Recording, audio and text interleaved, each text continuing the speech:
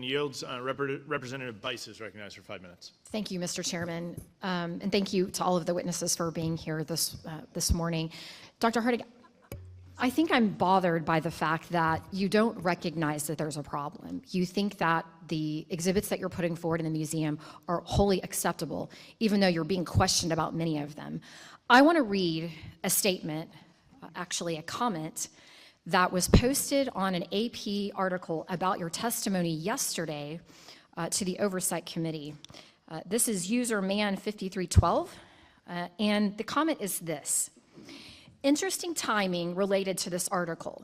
I took my family to Washington, D.C. a week ago, and we spent 3 hours at this particular museum. We can attest that it was very engaging, but there were times when we had to chuckle at some of the overt attempts to engage and shine light on the personal failings of the Founding Fathers. Basically, overcorrections in both subtle and obtuse ways.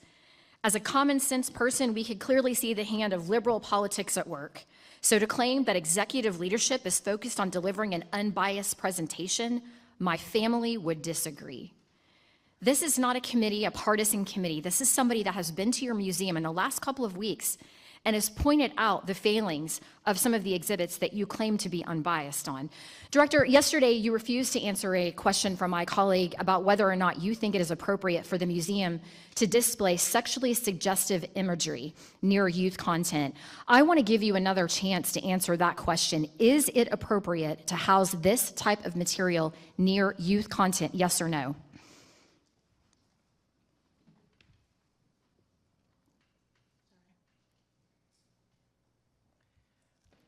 Yes or no? Which content, ma'am?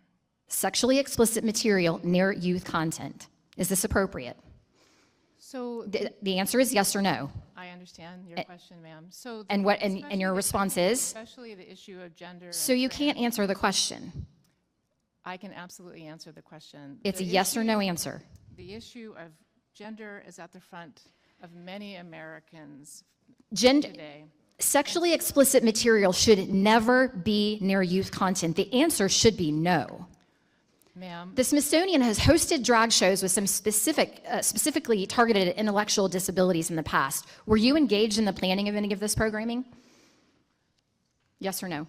We have not held, to the best of my knowledge, at the National Museum of American History a drag, what was it, a drag show, a drag story time? What were you asking me? It was a drag show. Are you saying yes or no? Okay, let me move on. I'm limited in time.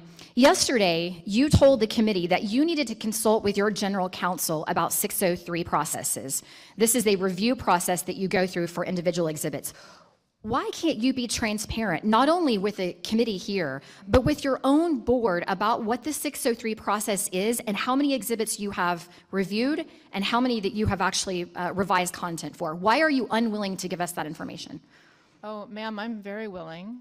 Would you like me to proceed? I would like you to answer why you need a general counsel to review that before you provide that information to your own board. So, ma'am, I believe yesterday that I shared kind of the quick outlines of the 603 process, and I'm happy to go into them again. I would like you to submit to this committee a list of all of the 603 reviews that have happened in the past 2 years of all of the exhibits in your museum and the revisions that have been made to any of the exhibits per the requirements of the 603 review. Absolutely, ma'am. We adhere to the 603 process that was outlined first in 1995, revised in 2021. Which is why I'm confused as to why the answer to your question yesterday would not have been, sure, I'm happy to provide that information, rather than, no, I need to get my general counsel, legal, to look at the information before I provide it to the board or to a committee.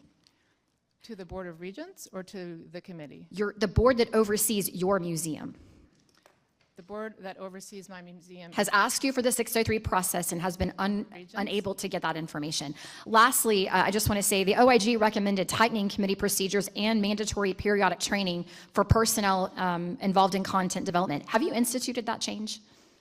Are you speaking of the June 30th? That is correct. Report, ma'am? Yes. Representative Bice's questioning of Smithsonian Director Dr. Harding is a perfect example of how modern congressional hearings increasingly operate at the intersection of legitimate oversight and political culture war messaging.